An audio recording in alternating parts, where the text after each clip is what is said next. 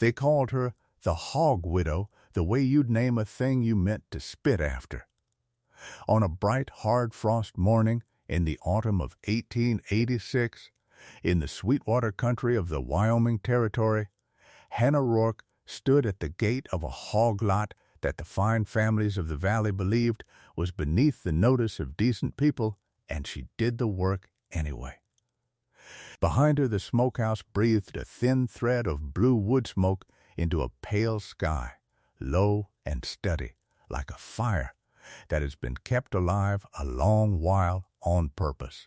Her drove rooted through the frozen mast under the cottonwoods better than 40 mast-fed hogs grown fat and slow on a whole autumn of fallen acorns, and the only other sound in that timbered bottom was the creak of the frost letting go under the climbing sun.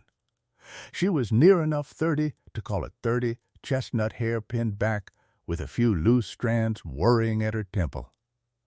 Her hands chapped red from the cold water and the salt, her chin held level in the manner of a woman who has decided in advance not to let anyone see her flinch.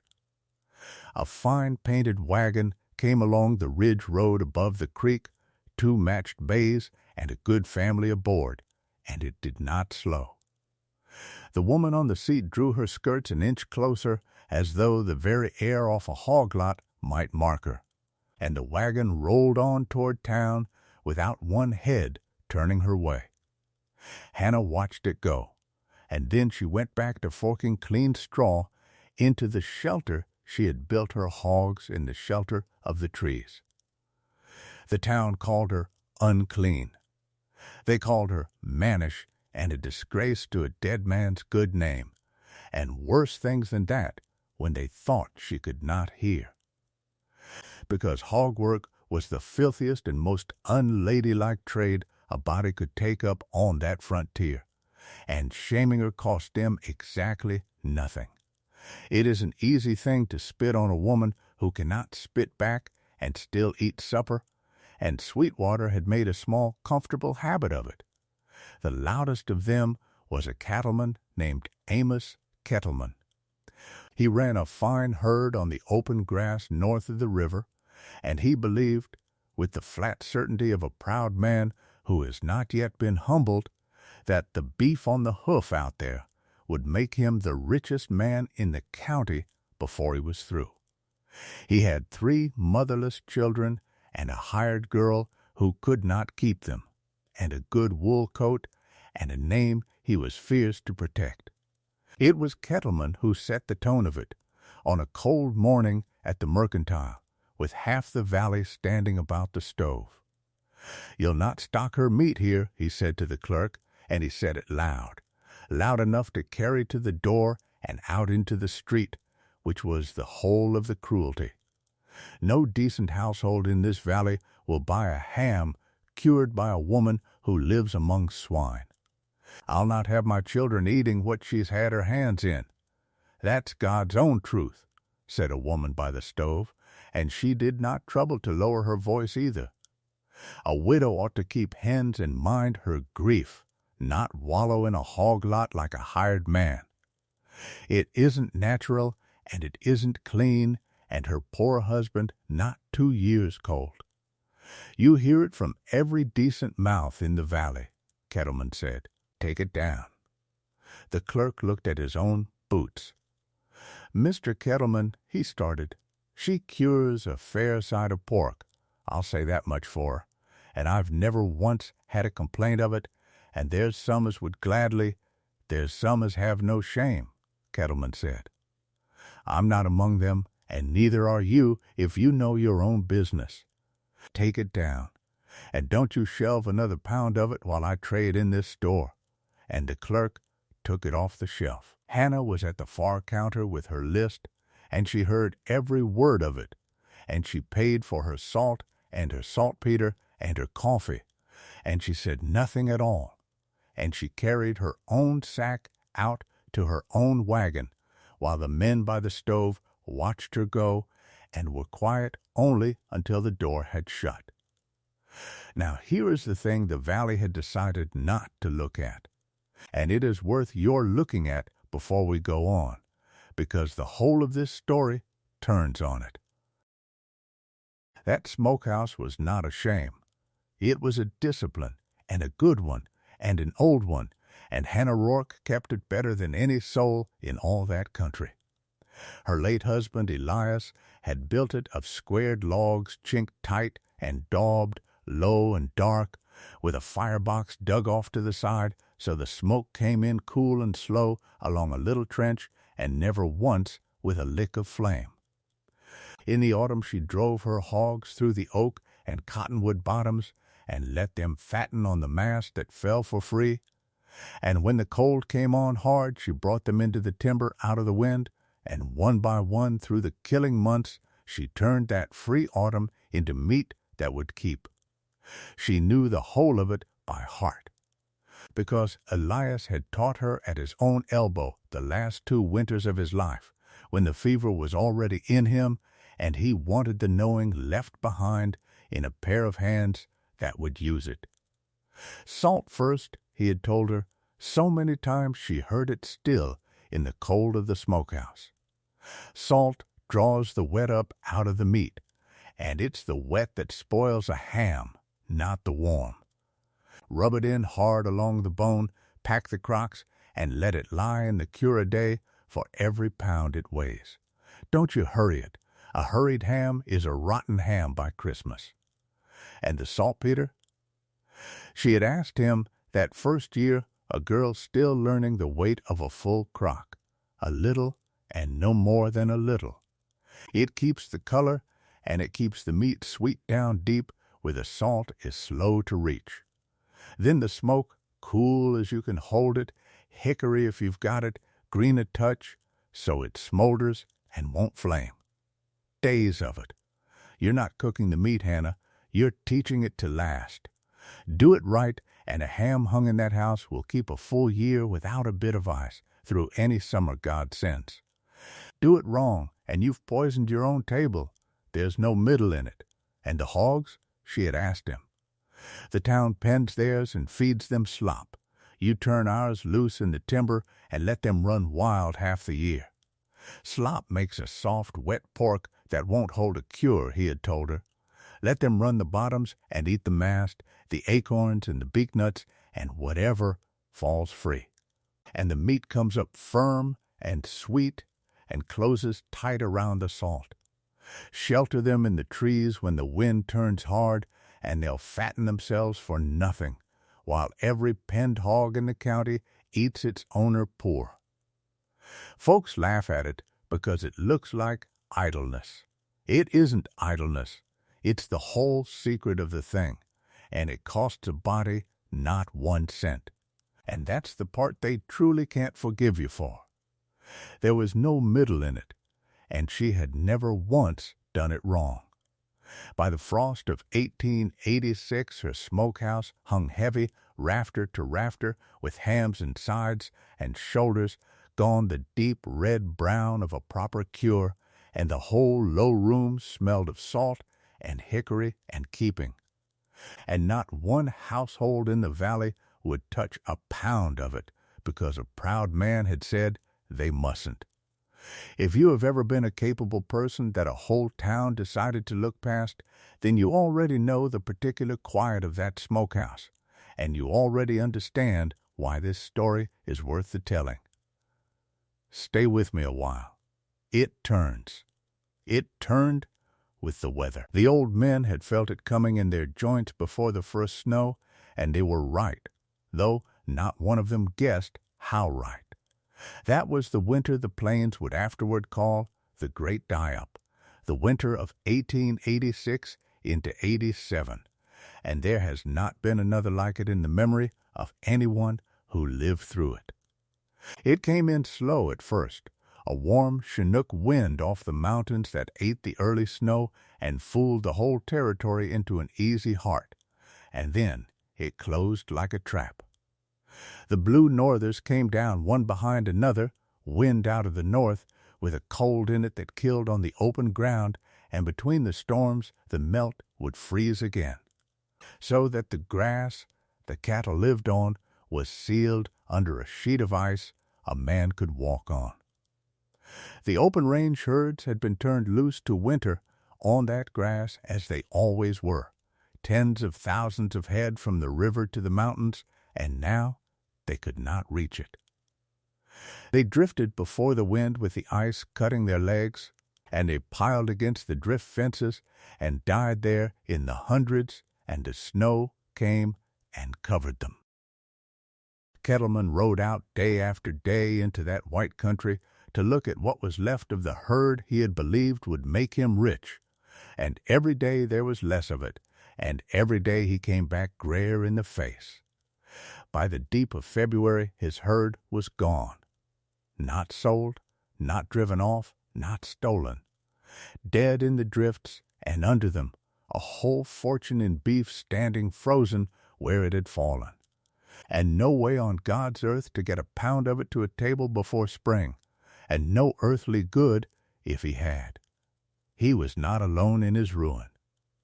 All along the river, the fine beef families who had once crossed the road rather than pass the hog widow stood in their good houses and looked at empty larders and hungry children. The freighters could not get through the passes. Every barrel of fresh meat for 100 miles in any direction was gone or frozen out of reach, and the beef the whole country had staked itself on lay dead under the snow, and there was nothing to eat. Nothing, that is, but one thing. Down in the timbered bottom the fine families had scorned, the hog widows' despised drove had wintered easy in the shelter of the trees, out of the killing wind. Fat on the mash she had let them store up all autumn against their own bones. And her smokehouse, hung heavy since the frost, held a year's worth of cured meat that wanted no ice and feared no cold, keeping sweet in the dark while the beef of the whole valley rotted frozen in the fields. The most scorned trade in the whole valley was the only full larder left standing. And by the black middle of that winter, every soul in the valley knew it, and one man knew it worst of all.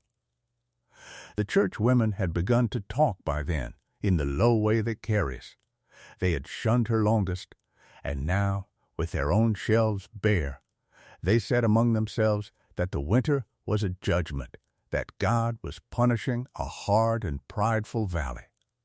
And not one of them yet had the courage to say aloud whose door the judgment had spared. It is an easy thing to see the hand of God in another family's ruin, and a hard thing to see it in your own supper. And in the Kettleman house the youngest child took sick. She was a little thing, Nell, the last her mother had given him before she died, and she had gone thin and quiet as children do when there is not enough, and then she had gone from quiet to burning, and the fever that comes to a hungry child had her. The hired girl wrung her hands. There was flour yet, and there was a little dried apple, and there was no meat in that house at all, no strength in a broth made of nothing. And a proud man sat by his daughter's bed through the long, cold nights, and knew to the marrow of him exactly where in that valley there was meat enough to feed every child he had. His pride was the last thing standing between his children and the one full smokehouse in the county. He knew it. He sat with it a long while. He went at first light, on foot, because he could not bear the noise a horse would make of it. Down the ridge road his own fine wagon had rolled past her on more mornings than he could count, and he stopped at the gate of the hog lot he had called unclean before half the valley, and he took off his hat and held it against his chest in both his hands, and he waited for her to come out. She came out. She had seen him from the smokehouse door, and she took her time about it, drying her hands on her apron, and she came and stood on her side of the gate and looked at him and said not one word, and let him be the one to break the quiet, because he had made it, and it was his to break. Mrs. Rourke, he said. His voice was not the voice from the mercantile. It was low, and it was even, and it had all the loud gone out of it. My cattle are dead. There's not a family on the river with meat in the house, and there's not a wagon can get through the pass till the thaw. My girl's took sick. She's little. She's. He stopped and started again plainer. There's no meat for her. There's no meat for any of them. I know it, Hannah said. The whole valley knows it. I know what I said, he told her, at the store. I know what I've said about you for a year and more, and I know you heard the most of it. I've no right to stand here. He turned the hat once around in his hands. But it's not me that's hungry, it's my children. Can you feed my children till spring? And there it was, the question the whole valley had been walking toward all winter, asked at last by the proudest mouth that had ever mocked her, flat and final and humble in the cold morning air. Hannah Rourke looked at him a moment, steady and even, nothing performed about it, no triumph in her at all, and no wish for any. I can, she said. Bring me your empty crocks. He did not move for a moment, as though he had braced himself for a harder word and did not rightly know what to do with a plain one. I'll pay you, he said. Not now. I can't now. But every pound of it, I swear it before God, come the spring. You'll pay for your own plate, same as any man who can, she said. Not for the children's. I don't sell a hungry child his own supper, and I never will. Now bring the barrow up and quit standing at my gate. Standing at a gate never fed anybody yet. That was the whole of it. No speech, no reckoning demanded, no naming of the thing he had done. She turned and opened the gate for him and set him to carrying, and by the time the sun was full up over the ridge, Amos Kettleman was hauling a barrow of cured hams out of the hog widow's smokehouse for his own hungry table in the plain sight of God and anyone on the ridge road with eyes to see. And she did not feed him only. Word of it ran the length of the valley faster than any wind, that the hog widow's door was open and her hand was out. And they came. They came as hungry, proud people do, quiet and shamed and hoping to be got over with quick, and she took every one of them in. To the beef families who had once drawn their skirts away from her, she gave hams and sides and shoulders out of that heavy hung house, and she gave good honest instruction with it. You'll make one shoulder feed the lot of you a fortnight if you don't waste it, she told a man who had laughed at her from the mercantile porch not 4 months gone. Boil the bones twice. The first water is your soup, and the second is your washing broth.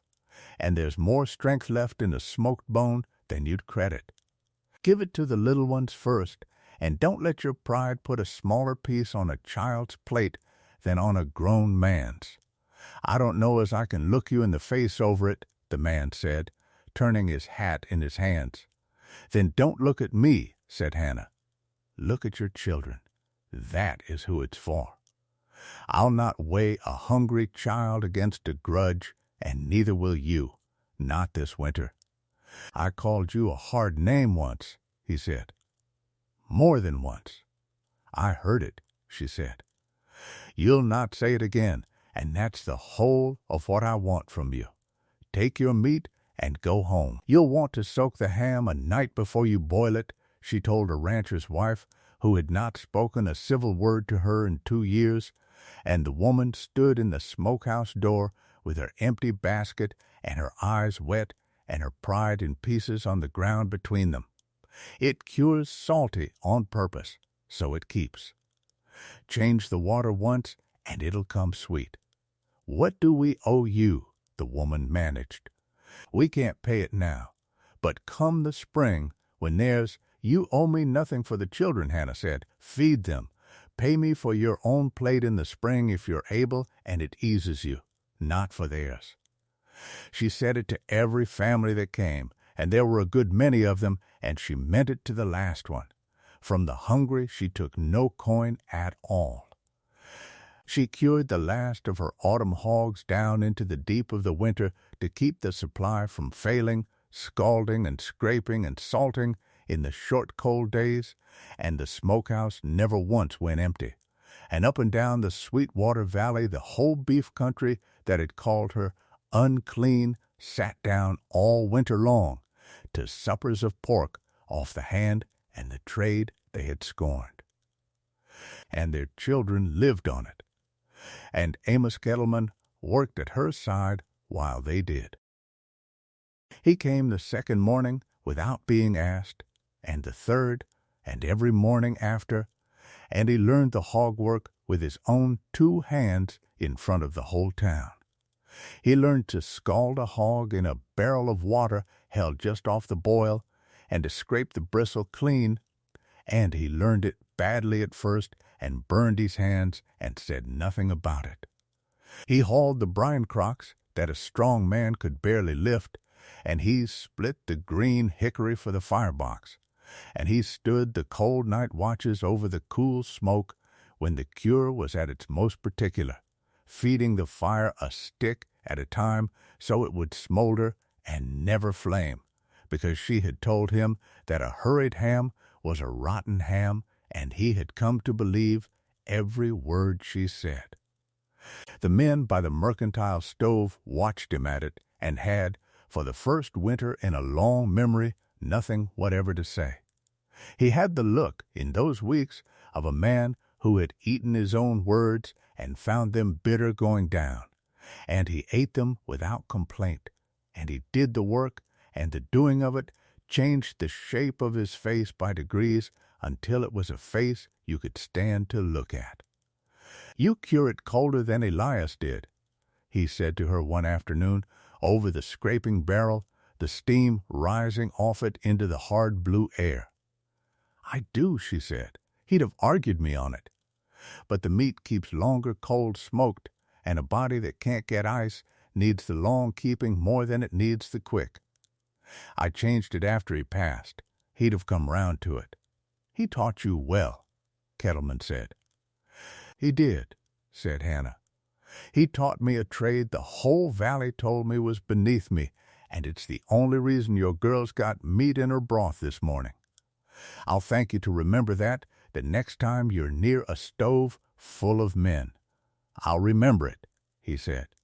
And he did not look up from the barrel, and he did not leave. The reckoning, when it came, did not come, as the town gossip had feared it might, with the hog widow standing tall in the street, telling the valley what it could do with its opinion of her. It never once came so. It came as real reckonings do in that country, quiet and humble and stacked one gentle beat upon the next, and the first to cross was the least likely. The preacher's wife came to the smokehouse door on a still gray morning near the end of February. She had been chief among the church women who named the winter a judgment, and she came now with an empty crock held in both her arms and not one word of a speech prepared, because there was no speech that would have fit in her mouth. She stood at the door and looked at the hams hanging warm lit in the dark, and she looked at Hannah, and her chin trembled, and she mastered it. "I've brought a crock," was all she got out. "Then bring it in out of the cold," Hannah said, "and I'll fill it." And she filled it, and she said nothing of the judgment, and the preacher's wife carried her full crock home through the snow and told her husband that night that she had been wrong about a great many things, and he preached on it that Sunday to a church full of people eating the hog widow's meat, and did not need to name her for every soul in the pews to know. And then the public turn, the one the valley would tell about for years. The clerk from the mercantile came out to the hog lot himself in the first week of the thaw, the same clerk Kettleman had ordered to take her meat off the shelf, and he came in his apron still, hat in his hand. And he waited at the gate where the proud cattleman had stood before him. "Mrs. Rourke," the clerk said, "I'll not make excuses for it. I took your meat off my shelf when I was told to, and I hadn't the backbone to leave it there. I'm come to ask if you'll sell to the store. Regular, your hams, your sides, all you'll cure. There's not a household in the valley won't buy them now, and there's not one has forgot who fed them through the winter, and I'd be proud to have your name on my ledger if you'll let me. Hannah looked at him a long moment. You'll pay a fair price, she said, and you'll pay it prompt, and you'll not take it off the shelf again the first time a loud man tells you to. No, ma'am, the clerk said, never again. Then we've a trade, she said, and she shook his hand over the gate, and the meat the valley had called unclean went on to the mercantile shelf under her own name, and stayed there and sold before anything else in the store. The spring came on as it does in that high country, all at once and late, the drifts going gray and then going off the fields entirely, and the green coming up underneath them like a thing that had only been waiting. The dead cattle that the snow had hidden all winter came up with the melt, and it was a hard sight and a hard smell. And the beef families that had staked everything on the open range stood in their ruined pastures and did their reckoning with the winter, and began again, poorer and quieter and wiser. And on a soft, bright morning with the mud not yet dry, Amos Kettleman came down the ridge road to the hog lot one more time. He came in a clean shirt, and he had his 3 children scrubbed and shy behind him. The 2 boys and little Nell got well again on a winter of good broth. Her cheeks come back round. He had his hat in his 2 hands the same as he had carried it in the dead of February, but he carried it different now, and Hannah saw the difference before he had got the gate open. Mrs. Rourke, he began. Mr. Kettleman, she said, and there was almost a smile in it. I've come to say a thing, and I'll say it plain, because I've had a winter to learn that plain is the only way worth saying anything. He turned the hat once around. I've paid you for the meat, the part you take pay for. There's a debt under that I can't pay in coin, and I've quit trying to figure how. So I'll not try to pay it. I'll ask you a thing instead. Behind him, little Nell reached out and took a fistful of his coat and held it. And he put his hand down over hers without looking, easy and unthinking, a thing he had learned to do all winter. This house of mine has needed a woman who isn't afraid of hard, honest work for a long while now, he said. The children need it. I need it, though I was too proud to know it till a hard winter knocked the pride off me. I've watched you cure a valley's meat and give the most of it away, and never once say a name back to a single soul that mocked you. And I've come to think there's not a finer woman in the territory, nor one I'd sooner have at my table the rest of my life. Will you have us? Hannah Rourke stood at her own gate with her chapped hands folded in her apron and her chin level, and she looked a long moment at the humbled man and the 3 shy children and the little girl with her fist in her father's coat, and whatever she had carried alone through the 2 hard winters since Elias passed, she let a measure of it go. I'll have you, she said, the lot of you. But there's conditions. Name them, said Kettleman. The smokehouse stays mine, and it stays working, and your children learn the trade of it same as any child of mine would, because it's an honest trade, and it fed them once, and it'll feed them again, and I'll not have a soul under my roof ashamed of it. No, he said, nor will I. And you'll haul the brine crocks, she said, for the rest of your natural life, because I've earned a man to haul them. For the rest of my life, he said, and this time he did look up, and he did smile, and little Nell laughed for no reason a child ever needs one, and it was, near as anyone thereabouts could recall, The first time laughing had ever come easy out of that hog lot. They were married in the spring, and the timbered bottom that the fine families had shunned became, over the seasons that followed, as fine and as fed a farm as any on the river.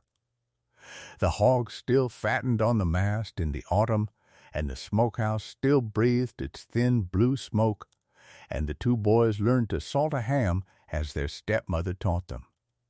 And little Nell learned to tend the cool fire in mind that had smoldered and never flamed. There was a supper laid for 5 most every night in a house that had been quiet and cold and short of meat only the winter before, and the valley that had called that door unclean walked up to it now with its hat in its hand and its coin ready, and was glad to be let in.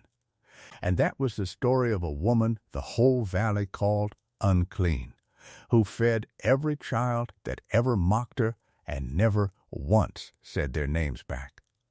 Tell me in the comments if you enjoyed this one. Thank you.